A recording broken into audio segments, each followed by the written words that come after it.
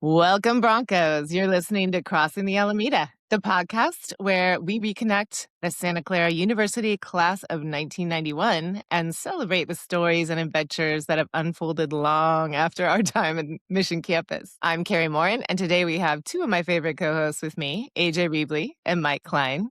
Guys, it's good to be doing this together. It's been a little bit. AJ, how you doing? Kari, what's up? I'm so happy to be here. It's going to be a great show today. Yeah, and Mike. It's great to be here, and I miss Charles. Yeah, we do miss Charles, our fourth fearless co-host. AJ, I think it's on you. Take it away. I'm ready to go. All right. Our guest today is a fellow Bronco who went from the pitcher's mound at SCU to Madison Avenue, Wall Street, Silicon Valley, and points well beyond. He's back in the Bay Area after 30 years in New York City, and he's building something remarkable right now. Drew Ianni was a political science major who called ninth floor swig home, same as me and many of our other awesome floor mates. After SCU, he built what he calls a nonlinear journey that took him from advertising on Madison Avenue to finance on Wall Street, tech in Silicon Valley, and all the way to Asia and back. He spent 30 years based in New York before recently making his home back in the Bay Area. And if that weren't enough, he's also a pitcher on the SCU baseball team. He actually did play senior year on the varsity team. He has a clean stat sheet with 2 innings pitched, no hits, no runs, and he went on to play a little bit of semi-pro baseball in New York and California. And for nearly 20 years, it's pretty impressive to keep throwing that rawhide. So, and if that's not enough, he won the MVP of the New York City Adult Baseball Association. Not bad for a guy who's got a poli-sci major. He's now the founder of the Athena Project, a content, events, and community platform focused on modern leadership. Andrew, we cannot wait to dig into all this. And when I say Andrew, I say Drew, I say Andy. Welcome to Crossing the Alameda, and let's get it started. Hey guys, it's really a thrill. This is going to be, I mean, memory lane. All AJ, we should just have a podcast, AJ, on ninth floor swig. We could. There's some interesting, a lot of good times there. I like to think of myself as the night watchman of the ninth floor of swig. Well, what a lot of people don't know about that night. So that was the first co-ed floor ever. With mine, 10th, 9th, and 10th. Yeah. Yeah. So the experiment, and I always like to say, yeah, the ladies kept the boys in line, and the experiment worked because it was a pretty tame floor, I think, compared to, I don't know, 6. What was that party floor? 6? I don't know. I forget. Maybe 4. 6, we were pretty calm. You were pretty calm. And AJ, wasn't Peter Pabst our RA? Yep, he was the resident minister on our floor. Scott Vogt was the mighty RA of ninth floor swig. There we go. So shout out Scott Vogt if you're around. Go Theta Chi. Go Scotty Vogt. I forgot we were in Santa Clara. You had to have a resident minister on every floor as well. But it's great to be here, guys. Thank you so much for inviting me. Can we, real quick, before we get into questions, start with like your nicknames? Well, like, what do we call you? So there's a story about how I guess went from Andy to Drew. So I'm an Andrew. I was Andy growing up, which, no offense to any Andys out there, I never really cared much for, if I'm being perfectly honest about it. But Lurch was my baseball nickname that started when I was 12. So through my younger days, I was both Andy and then increasingly Lurch, which I didn't mind so much as a sort of baseball nickname when you're 12 or 13. And I've always been tall, but I was very tall at a young age. I was 6 feet when I was 12. Wow. And I'm kind of a skinny guy, and I was all arms and legs. So it's just like, there was this little torso, and then so I was Lurch, which, whatever, it was fine. It was fine as a baseball nickname. And then my good friend, still neighbor here in California, at least his dad, Eddie Givanola, who many of you know, and my freshman year roommate at Swig, of course, had to bring Lurch to Santa Clara. So in the first meeting the baseball sort of, hey, and this is Lurch. Great, thanks a lot. So I was in Lord John's having drinks and I believe chatting up this girl, which is a whole nother story because of course I'm gay, so that's whatever. We can get into that. I forget who it was who I was chatting up, who I was interested in, and she goes, "You know what, Lurch? I don't even know your real name." And I went, "All right, that's it. Time out. Time out. Like, look, you can call me Andy, call me, you're not, no more Lurch. Just that's it. That's done." I figured it'd take a couple years to get rid of the baseball part of it. And I ended up later rooming with Melvin Chin and Mike Woods on the basketball team. Now, Mel always called me Drew. Like, "Hey, Drew, what's up, Drew?" Mike would call me Drew. So I just started to say, if you don't want to call me Andy, you can call me Drew, but you can't call me Lurch. And if you call me Lurch, I'm not going to respond to you. So that's how we kind of got to Drew, and that's where Lurch died, fortunately. So anyway, there's your nickname story. Take your pick. Oh man, and shout out to Mel Chin and Mike Woods. That is so Yeah, I good. just actually connected randomly Mike Woods' wife, who was his girlfriend at the time, Dee Dee. You probably remember Dee Dee, AJ. And Yeah.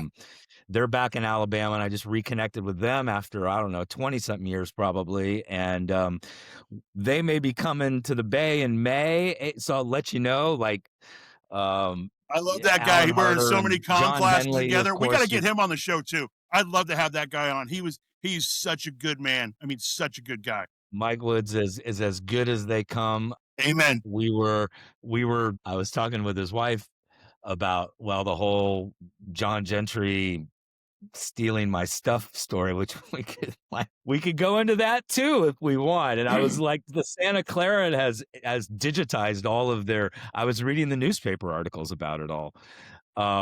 So anyway, wow, how many rabbit holes could we possibly go down here? But anyway, we've solved the nickname thing, but I'm happy to jump in wherever here, guys.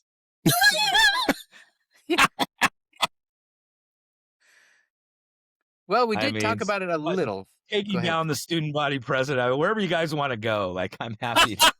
Yeah. Well, let's give you the floor for that. So we talked, you're a 9th floor SWIG. So one of the first co-ed floors, along with 10th floor. Peter Paps was your resident minister. But what are some memories? Like, what's a memory that takes you back to those days? And feel free to pick one that you would like to share that maybe we don't know or that will make us laugh. Swig had so many memories, and rooming with Ed, who of course was my neighbor growing up here, of course, and then high school and baseball and all that. It's so funny. I think about the elevator rides at Swig. I don't know why. Like, I certainly have memories of partying in different rooms and going to different floors for sure. But the elevator rides were always, because you never knew who you would see in the elevator when they were working. True. So just whether it's a party night and people just fucked up on the elevator, or just seeing people in the morning and going off to class. And I don't know why I remember, maybe because they were always sort of like in shitty condition, and I'm assuming I can swear. Sorry. Oh, yeah. A baseball mouth and a New York mouth combined. Yeah, like I remember the elevators, and I remember, like, obviously the frat houses across from Swig, and that freshman year, I guess, is a combination of baseball, certainly class, the the cafeteria, and just, the excitement of being on campus, even though I only grew up 10 minutes away. I think my mom was pretty conscious about, go ahead and live on campus, even though I live 10 minutes away. I mean, I go home and do laundry, of course, or if I needed some money, probably. But yeah, like, just everything about Swig and that life, and my memories of Santa Clara are extraordinarily positive. It was, my dad passed my junior year of high school. So I think my mom felt a little sorry for me, and college was a bit of a vacation. I also took some time off in college. I took a quarter off. and went down to the Caribbean for 10 weeks by myself. Cause I was pretty stressed out on life. And I guess I was like, my dad had passed, my mom was, it was like, I never really deal with it as a kid. I threw myself into everything, whether it was academics, baseball, youth politics, cause my mom was in politics. I was just sort of making sure every moment of my life was busy. But yeah, like, I don't know, Swig, AJ, right? I mean, like you guys remember, like it was on all the time, right? Like there was always something happening. If not on your floor, then on another floor, or you go down to Peter and have a chat, or like. Or you just watch what's happening below in those houses from the windows. Yeah, right. Yeah, just that alone was entertainment enough. And looking out on the street, particularly maybe at night on a party on a Friday night, and just all the, you could see what was going on over there. And I forget the real party place on the side street on the left. If you were looking out, what was that? The Animal House. Yeah, Animal House. Yeah, you can kind of see what was going on over there. Yeah, Kari, that's really interesting to think about. Just looking out. Yeah. On some episodes, we talk about the Kennedy Mall side, looking out and watching the crows attack people's hair too. Yeah, forgot about it's that. Like great spectator locations. Yeah, I remember. Drew, what I remember, one of the really good memories. I always found you to be such a class act, like a gentleman. Like you live with Eddie, and you guys were obviously so tight as you're grown up, and your neighbor, and you guys played ball together, and he was his own character, and loved that guy for who he was, and would love to get him on too. But like I was like, wow, you guys listen to a lot of good beats. I remember you kind of had some really good hip hop instinct back then. You had those dope Fila track suits and Fila, like you were always buttoned up, man, and you were probably one of the true gentlemen of the ninth floor. I mean, if I really went back and thought about it, like you were such an above board, and we've been friends since then, but I just remember being always impressed by, and you had a hard situation. I'm probably sure, like when you took off to the Caribbean, like, we don't understand sometimes when we need to grieve, and grieving grieving comes in different forms. And I'm probably sure that there was probably a point where you're like, I'm throwing myself. And then like, okay, I gotta push pause, and I gotta go do that thing. And so, but I'm so happy you're here today. And, I love the Drew story. And, I'm glad we can park Lurch. You can put Lurch in the, but I mean, and then I could hear Eddie just doing one of his, I can't even whistle like that guy, but Eddie, he was great to room with. We're very different, but we're cut from the same cloth at the same time. And Eddie was probably, I would always party. I was social for sure, but Eddie was more of a quote unquote, I'd say partier, but he was also a phenomenal, All-American baseball player too. So yeah, he was fun to room with. That certainly helped, where you come in your freshman year and your roommate is one of your best friends. I mean, that definitely helps. And he was a popular guy. That doesn't hurt when I was still chasing girls around that, just hang around Ed, and like, interesting people are going to show up. Right. Yep. College was a great experience for me. I guess if you look back on life, and we all have our own stresses, but back then I had the same attitude I suppose I have today. Like I was pretty blessed in life. Like, yes, my father dying young was terrible, and that was a traumatic, awful experience. But other than that, like I can't look back on my life and say this was terrible and that was horrible, or that was, I was pretty blessed. I was very lucky. I ended up in a good family, and lived at the end, grew up in the end of a long cul-de-sac with a ton of athletes, and it was outside playing sports all day after homework. College was, education was paid for. I was very blessed and lucky there. And, academically inclined, I don't know. I mean, I was in school, right?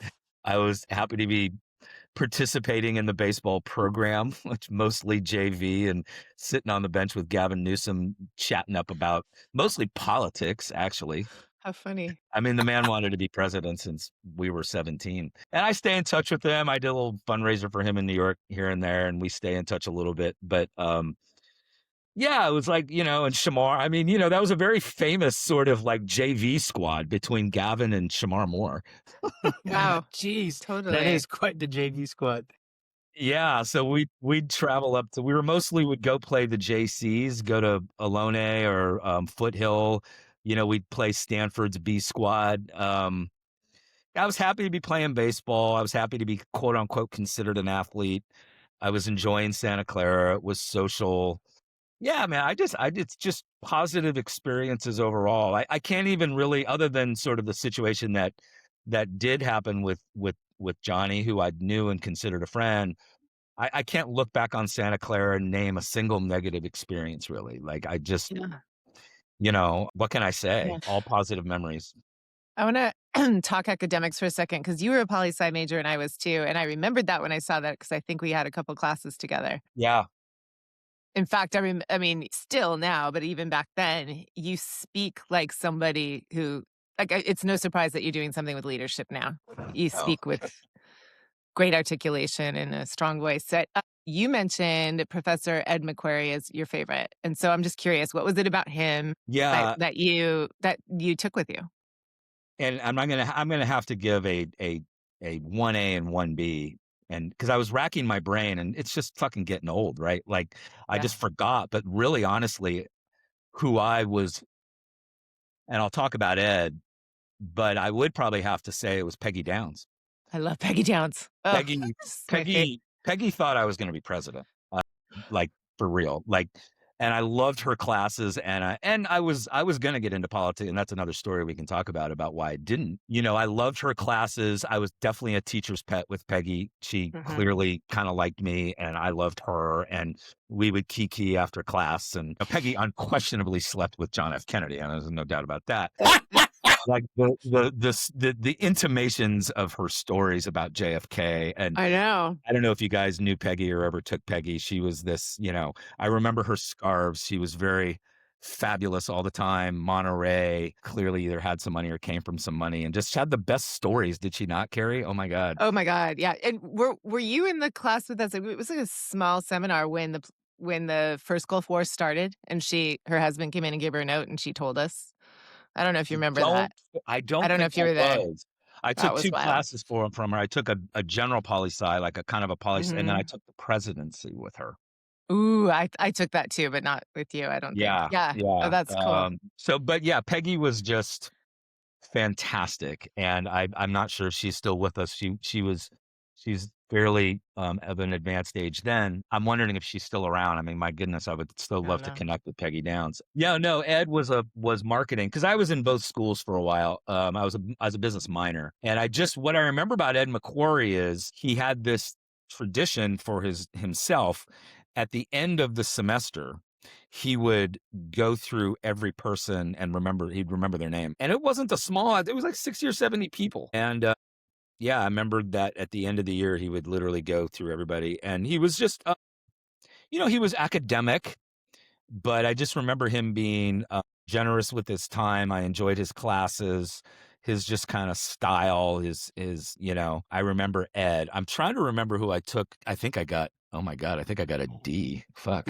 I remember being impressed with my business law professor, and I don't remember his name. He was an older white gentleman, tough.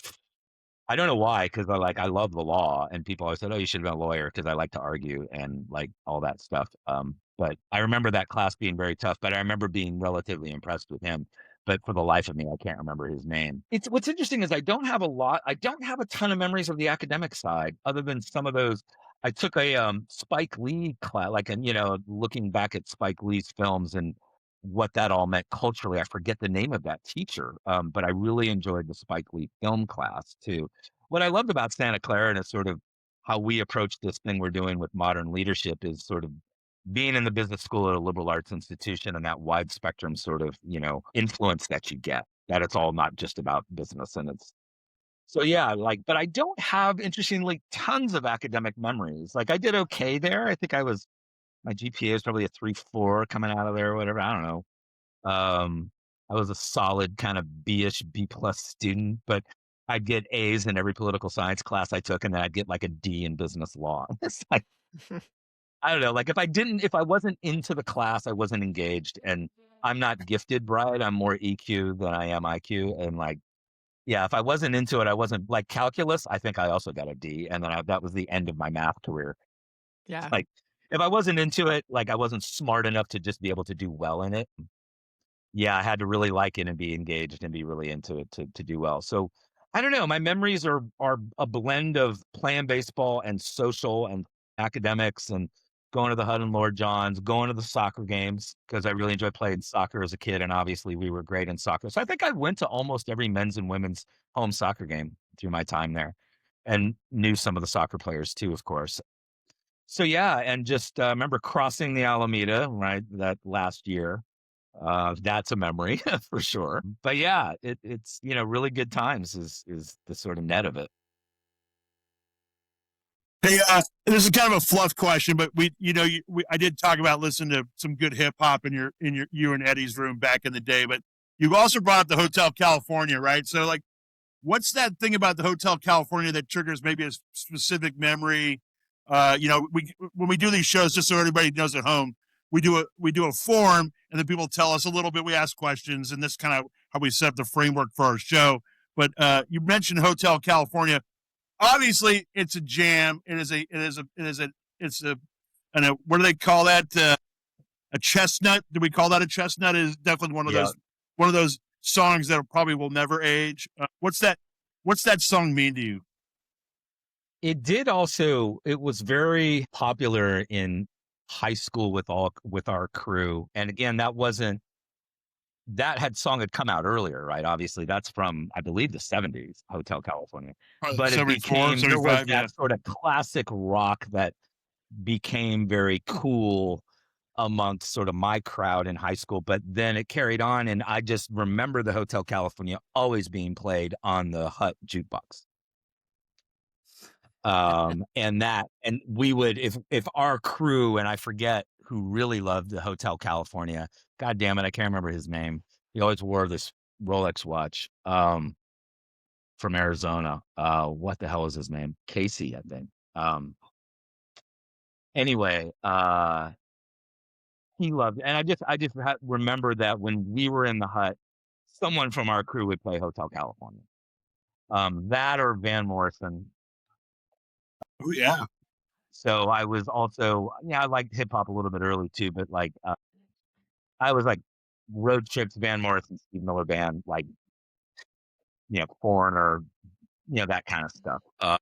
But in grammar school, I was more modern rock, Depeche Mode, The Police. But yeah, Hotel California, just memories of being in the Hut and that thing blaring and sitting up above the benches, up on that seat by the window, you could sit. I had a very vivid memory of being fairly intoxicated in a Hotel California playing, and I'm sitting up in moment of sort of looking out at what's going on at the Hut and just kind of surveying the scene. You're drunk and feeling good, and Hotel California's going, and it's like this is classic why music stays with you. It brings back memories, and it can be very vivid like that. It's a long time ago, but that particular memory and sitting up at the Hut and looking out, listening to the song, it's very, very vivid. I can almost paint that scene. I always say music is a time machine. It really is. It'll just like bring you right back More there. so than almost anything else, I think. I right? know. Yeah, Well, they say absolutely. smell too, but I think more music. Smell, Yeah. for sure. Yeah.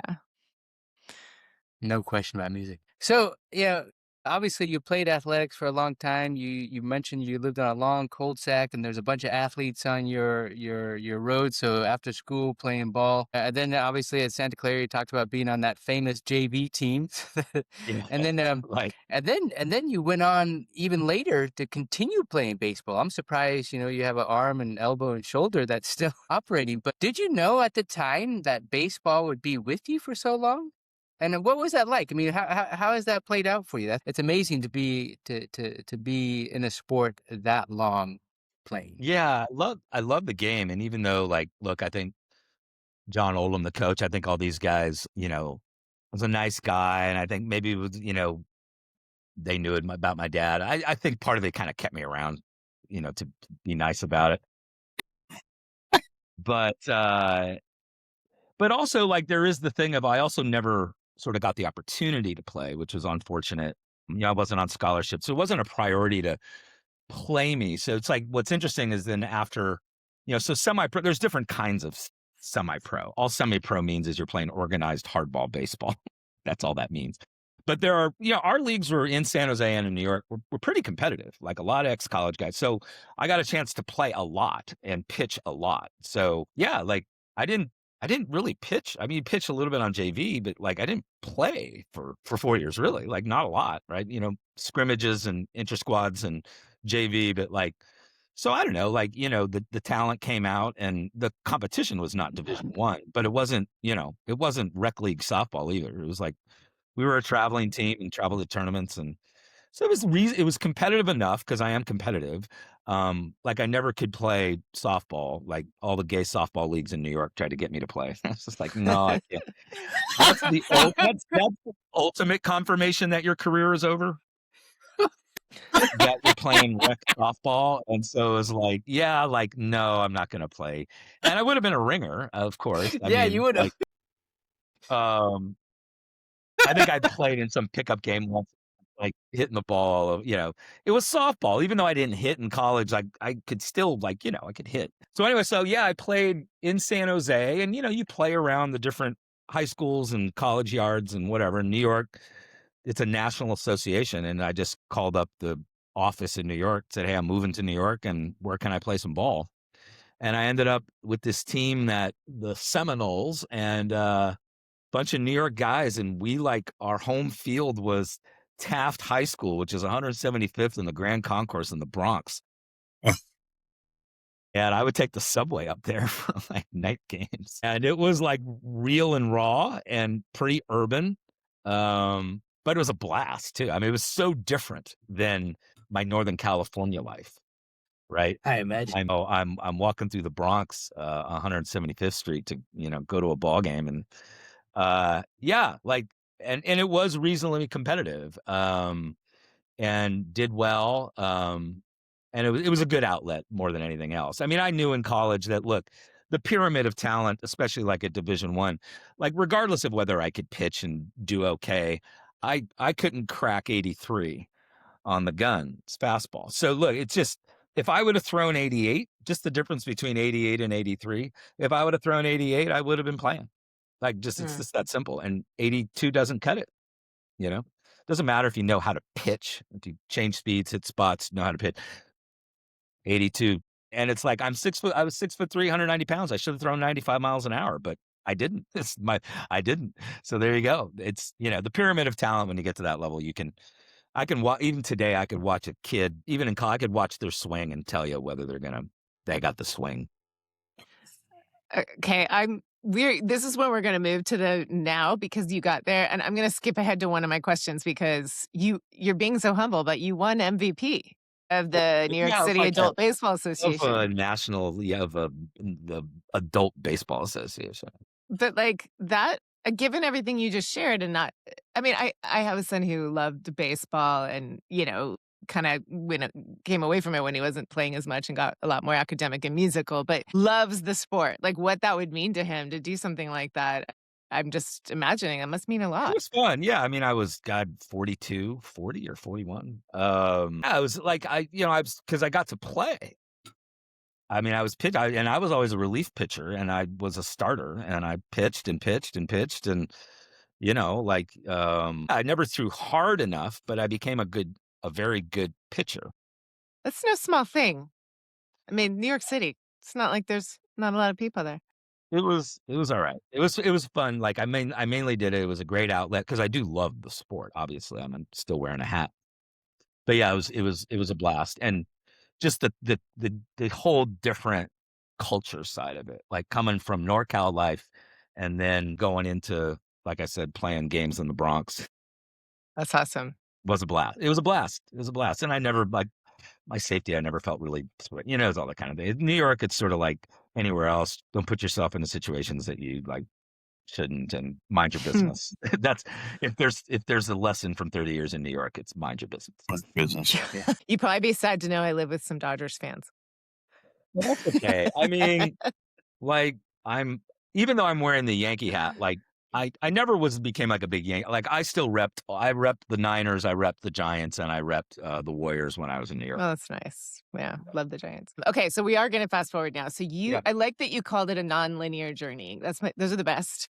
It's my favorite. So poli-sci at SU in baseball, then Madison Avenue, Wall Street, Silicon Valley, Asia, 30 years in New York City, and now back in the Bay Area building something new. So I would love for you to tell me which of those things were the biggest surprise to you looking back.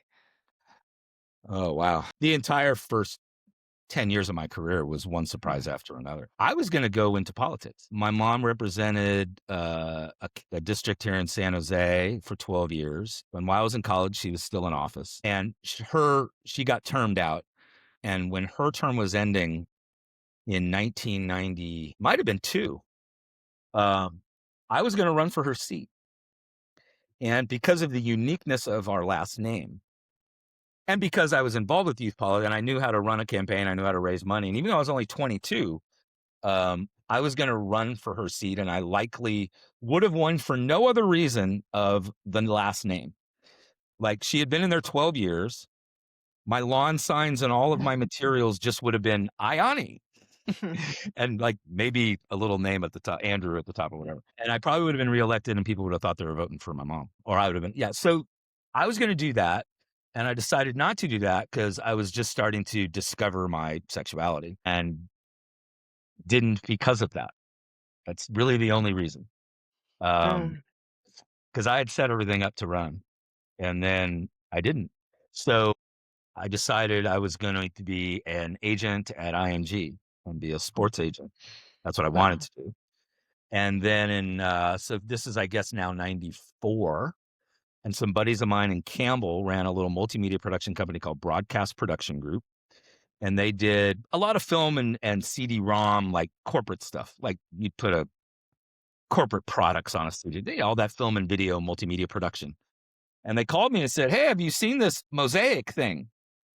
And, I was kind of more jock than anything else. I was like, well, what the fuck is a Mosaic? It's a browser, like for the internet. Yeah. I'm like, what the fuck's a browser and what the fuck's the internet? I didn't know. So they were over in the Pruneyard Towers here in Campbell, and went over on a weekend, and we sat around and surfed. This is before Netscape, and surfed the net, and had a bunch of beers, and or I had vodka, and I didn't drink beer. And by the end of the weekend, decided we were going to build websites for companies. Wow. So the combination of not getting into politics, and then I got thrown into this, and we did that. So I didn't expect that, of course. And then we got overflow work from one of the hot first interactive shops called CKS Partners. And they then invited me to ask me if I wanted to come work at CKS, which was a pretty big deal at the time. So 2 years before that, I'm at Santa Clara and poli-sci major, and I'm going to run, what am I going to do? Maybe, and then suddenly I'm at an interactive ad agency, selling, web design services mainly, right? Doing account manager, where I was an account exec. And then part of moving to New York was I always loved New York. I knew I wanted to live in New York and work in New York, but it also timed with I was not feeling comfortable with exploring my sexuality in the Bay Area. I went into a club in San Francisco one night, the End Up, which had a long-running gay party on Friday night. And I won't name him, even though he was out then, but the first person I see is someone who played sports, who was sort of, most people thought was gay. Let's just say that. And I walked in, and he was the first person I saw, and I ran right out of the club. He's like, "What are you doing here?" I was like, "Oh, like I like the music, and I'm here with some friends." And I remember walking out of the End Up that night saying, I gotta move out of the Bay Area. Anyway, so that coincided with me going to New York for a pitch with Pfizer, and I was invited on the pitch team. And Silicon Alley was just starting up, and there was a Silicon Alley Reporter 100, which is a magazine, Silicon Alley Reporter, which used to be out. And it profiled the top 100 people in Silicon Alley. Virtually everybody put their email addresses in at the time, which doesn't really happen anymore. And I sent 25 emails out with my resume. And I was at CKS, which was a hot shop. And I kind of had 2 years of digital marketing experience, which is kind of all you really could have. And left New York with a job at Jupiter Research. So I became an analyst covering online advertising, end of 96 at this point now. And Jupiter was kind of it was Jupiter and Forrester. So if you were doing online advertising or e-commerce projections and you had it was our charts or their charts. Like we were doing all the sort of predictions and forecasting of the online advertising and e-commerce markets and talking with companies about digital, transformation and all this kind of stuff. And literally in my first week at Jupiter, I was 7? I don't know, 26. I was quoted in the New York Times and I was on Moneyline with Lou Dobbs because I was an online advertising analyst at Jupiter. What the hell did we know? We were all making it up as we were going along anyway. So that, again, this constant sort of these things just coming at you. Now I made a conscious choice. I had a few offers coming to New York, but choosing Jupiter, obviously I knew what Jupiter was. And I was like, yeah, if I can get to Jupiter now. So, and that, I mean, I can keep telling the story. I mean, it led to two more job things that I just never could have expected. But yeah, I mean, it kept going. I love how that unfolds. It's really cool. Yeah, it was, and different worlds, right? Like I went from there to Lazard. I mean, this is Lazard when Lazard's still boutique-y and considered, kind of prestigious. Back then it was even more so. Kind of the Goldman Sachs of its time, but not that big, much smaller, much more private and boutique. Like I would have never even thought about, like, I didn't have a finance degree. I didn't have an MBA. Lazard even today, Lazard and they go handpick the top 5 kids out of Harvard Business School.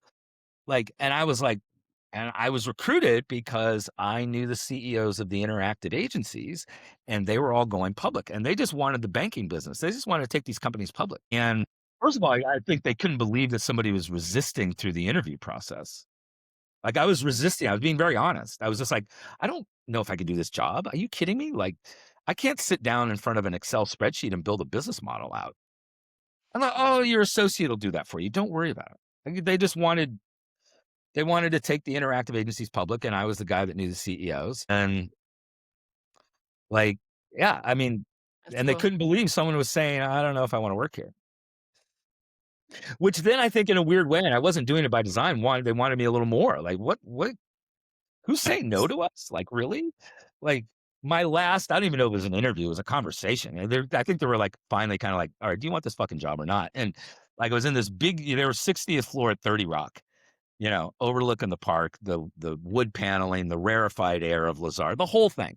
And I'm sitting in this huge conference room and Vernon Jordan, who was a partner at Lazard, walks in and goes, oh, sorry, wrong conference room. And then, but he proceeds to come over to me and so what's your name, young man? That kind of, who are you, young man, kind of thing. And chit chat. And I knew who he was. So I played the political kind of conversation card and my mom was in politics and blah, blah, blah. And we know so-and-so and blah, blah, blah.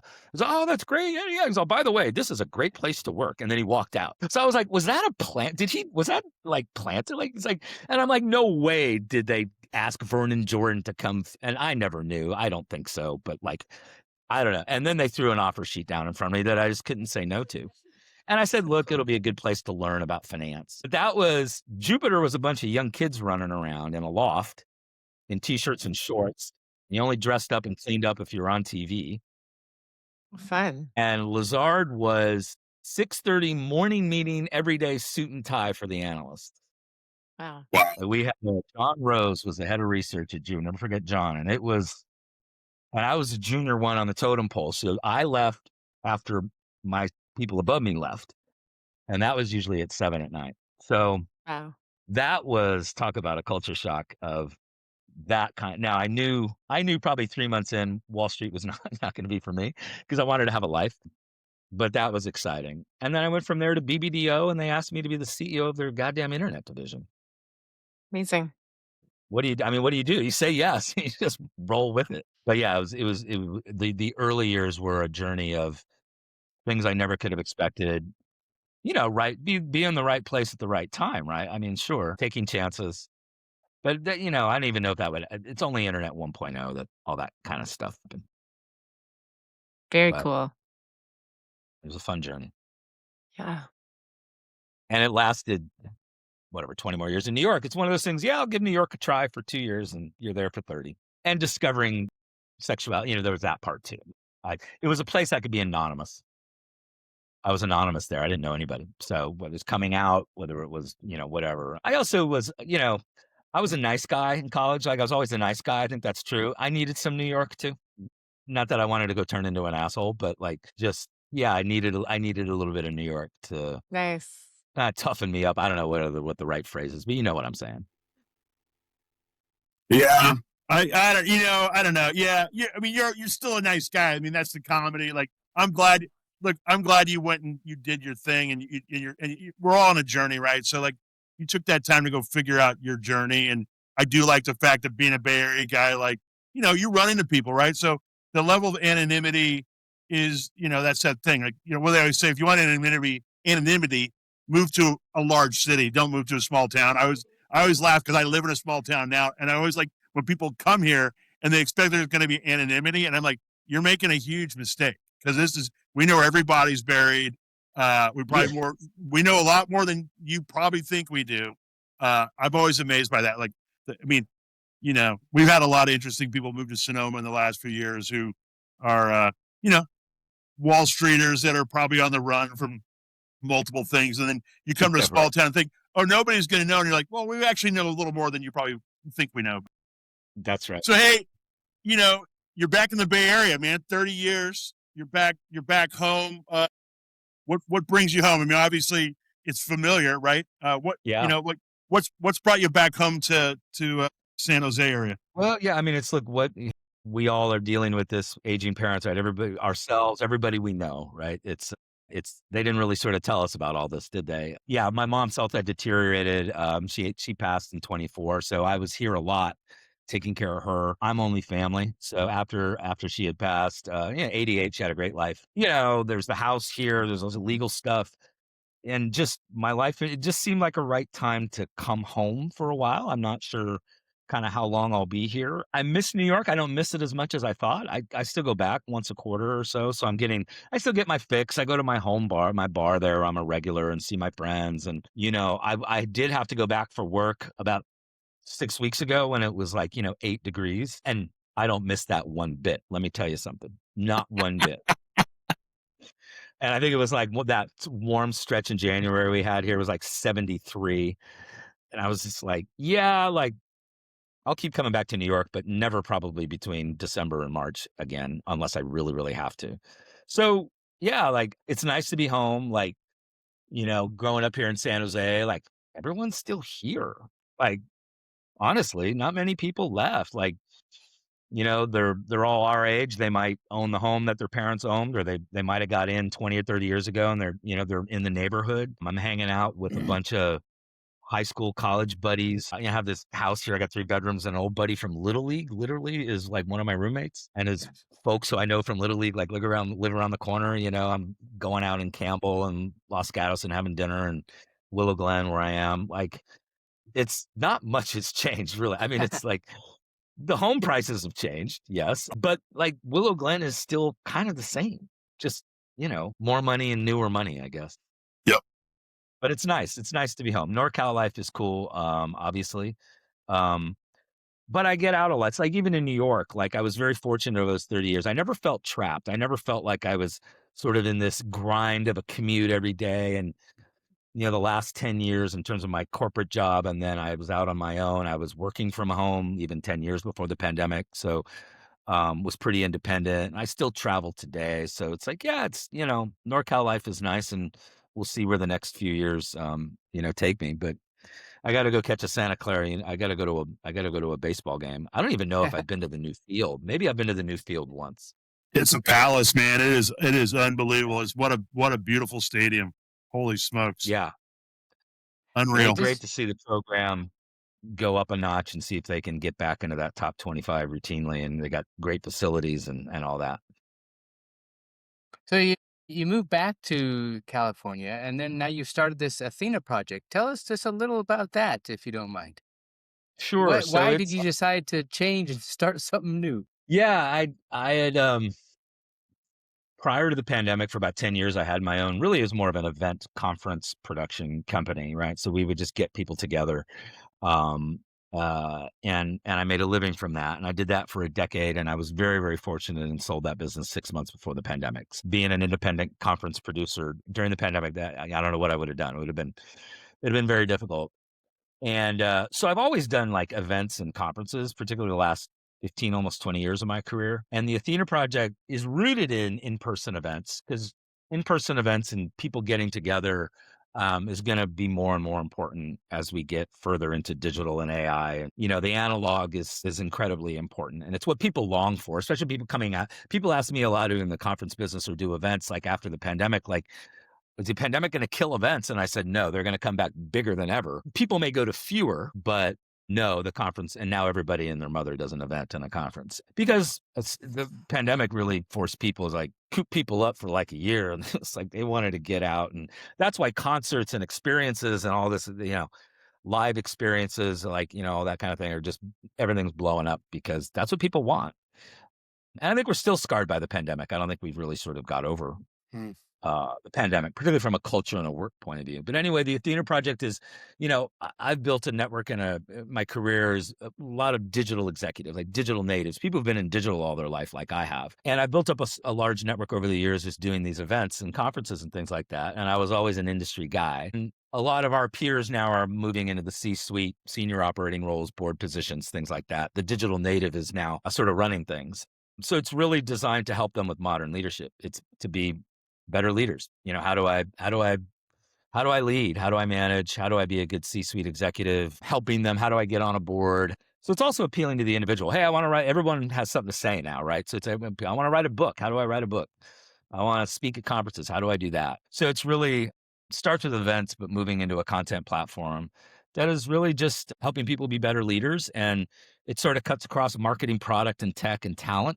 That's kind of the core of who our members are. It's all kind of referral based. So we keep it small and intimate. Yeah, it's starting on, kind of bootstrapped it. I have a business partner and we're going to see where it goes. Who knows? Like because of that first part of my career, like you work hard, like we have plans and strategy and all that.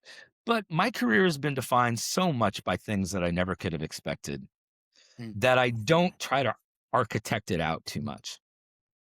Do what you got to do, work hard, have yourself out there, always be out there networking, but beyond that, like, I don't know where this business is going to be in 3 years. I don't know what I'm going to be doing in 5 years, much less 12 months. And it's always sort of not come to me. That's not the right way to say it, but just the things that happened, I wouldn't have expected necessarily. I wasn't architecting a journey. The journey just happened.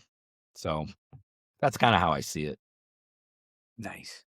Well, that takes us to the next part of our journey on the podcast. Now we're going to go to what's called the fun and fast five. So no thinking about the answer. We're just going to rapid fire some questions to you. Are you ready? Yeah, I wish I had some alcohol for this, but that's okay. Oh, these are easy ones. We're not too bad. If you could have coffee or maybe a vodka with any historical figure, who would that be? And I'm sorry, I'm going to ask just a question. Like, can it be someone in business, or this is more like anyone, historical? Anybody you like, anybody. Yeah. Like, do they have to be living or not living? Clive Davis. Clive Davis. Oh, excellent. Not just because of the longevity of his career. I so admire him he's not as visible anymore. He's, I think, 90 something now. But even well into his age, he just loved his work. He just loved the business. He loved it. And outside of his eye for talent and building great businesses and everything that he did as a businessman, but just like into his 70s, into his 80s, into his early 90s, just still going, man. Like, and the stories he would have. I mean, I would definitely want to have a vodka or a coffee or, someone who would tell stories. Storytellers, nice. I love. So that would be my answer. Excellent. Favorite movie? Only because it's top of mind, and I was telling somebody how much I like it, and like 6 Degrees of Separation. It's a good one. It kind of motivated me. It was before I moved to New York, and I was in New York probably 6 months after I saw 6 Degrees of Separation. Wow, cool. What's your go-to karaoke song? I've never done karaoke in my life. I would probably do, I know, shocking. We need to go. Shocking. I've been to karaoke, but yeah, being competitive and wanting to do everything that I do well, and I'm quite sure I can't sing. It would probably be like a Jimmy Buffett song, and I don't necessarily mean Margaritaville or even Cheeseburger in Paradise. It would probably be like Son of a Sailor, one of the little story. It's a slower, more of telling a story, not about the vocal per se. But that's probably what I would sing if I did karaoke. Good. Best vacation you've ever taken? Ooh. Can I call it a tie? Of course. The 10 weeks in the Caribbean was during college and that was pre-internet, pre-planning, pre-apps, you had to go to a travel agent and plan it. And I didn't really have a plan. I had a one-way flight to Grand Cayman, and then I figured myself out from there. I do have a quick story about that trip. I went to Grand Cayman and I did that, and they said, "Hey, have you ever been to hedonism in Jamaica?" I didn't know what hedonism was. I was like, "No, that sounds good. Yeah, okay." I looked at a brochure, I don't even think they had a website. Well, no, they didn't. It was, college. So it was hedonism 2. And I don't know if you guys know what hedonism is in Jamaica. Yeah. Yeah, it's a swingers resort. I walk into hedonism, I'm like sitting at the bar, and I'm everybody there's at least like 40. I'm like, there's this young, tall, strapping lad walking into hedonism by himself, and I'm sitting at the bar and I'm very popular. I'm noticing. It's like, not because I think I'm all that or whatever. Like, this is very interesting. Like, and they're like, "So what are you doing tonight?" I'm like, "Oh, I don't know." Like, whatever. Like, "We should go to the club." There's this little underground club.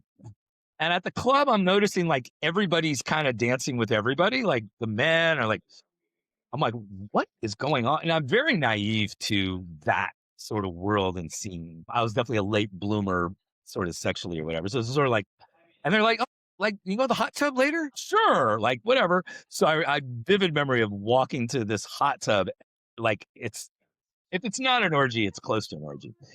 And I'm like, oh, now I get it. And I hightailed it back to my room, went to the front desk in the morning. I said, "I'm sorry. Like, it was prepaid. You don't have to comp me the whole thing, but like, I didn't know that." And they could tell. So anyway, so that trip was great because it was just no planning and just, I don't even know how I got from island to island. You're talking to people, where should I go? And then anyway, after my mom passed, I went around the world for, I don't know, 2 months, and some places where I knew people, some places where I didn't. And that was a great trip too. Okay, last question. You kind of already answered this, so maybe there's just another one. Just off the top of your head, of all the different things you've done in your career, what's some alt career you might have done, or that you might have pursued? No skills need apply. I would say maybe there's 2 answers. One in the sense of one that will never happen and one that still could happen. One is I was a much better tennis player than I was a baseball player. And I was junior ranked, and I decided to play baseball because all my friends were playing baseball. And I don't play tennis. I should have played tennis. So that would be the alt career in terms of something that will never happen. I love hospitality. I love to host. So I will own a bar and a restaurant at some point, probably when I retire. So that alt career hopefully will happen. Nice. All right, we're almost there. If you could go back and give your 1991 self one piece of advice, knowing everything you know now, what would it be? Just stay true to who you are. Just be who you are. And I don't think I've lost that. I think moving to New York was something I needed, and it was a part of me that I needed. But when I look back, I'm still like fundamentally the same guy, and just mind your business and don't really give a shit. I mean, give a shit about important things and all that. But like, all the noise, all the other stuff, life will be fine. And I'm fortunate that I've just had those experiences where, and other people have it. That's why I've always sort of kept this attitude of like, so many more people have it so much more difficult than I ever did. I've been blessed and lucky and all these types of things. So, I don't think I fully appreciated that. And maybe it just takes life to appreciate that, where, yeah, don't stress on it too much, because there's people that are going through a lot worse. So enjoy it. Enjoy it. Why make life more difficult than it needs to? So, big question. Will you be attending the 35th reunion? Just down the road. Send me the invite. Absolutely, I'll be. Nice. We're all invited. When is it? When is it? October 9th? Okay. October 9th through the 11th. Yeah, 8th or the 8th, 8th, 9th. I don't know who's going on Thursday. What happens on Thursday? Do you know what's going on Thursday? You have something? I'll be there Friday night. I booked Thursday. You did? Okay, good. You'll be in town early. And producing, I have one of my conferences, one of my events on October 8th in New York, but I'll hightail it back on the 9th. Good. Nice. So, who would you like to see at that reunion? This is normally where we give a shout out. Who are you hoping to reconnect with? I mean, have you been to reunions since you left Santa Clara? I was at, I want to say 25. It all starts to blend together. Yeah, I know. 25. You know who would be great to get there? Andre Corpus. Oh. I think he's coming out. Is he? Yeah, I think so. He's one of those, it's like classic New York where I never saw Andre. I think we got together once in the 30 years, even though he probably lived 10 minutes from me. We would social media every now. Oh, we got to get together. And that is very New York, actually. But yeah, it'd be great to see him. I mean, great to see so many people. We got to get Eddie there. He probably won't come, but whatever. Yeah, we got to get. I agree. I would love to see Eddie. By the way, it is true. Eddie does have a World Series ring, so I think that is a fact, and I think that's pretty awesome with the Atlanta. He definitely does, man. Yep. Yeah. I remember seeing him in the lineup for that. Yeah. So, great.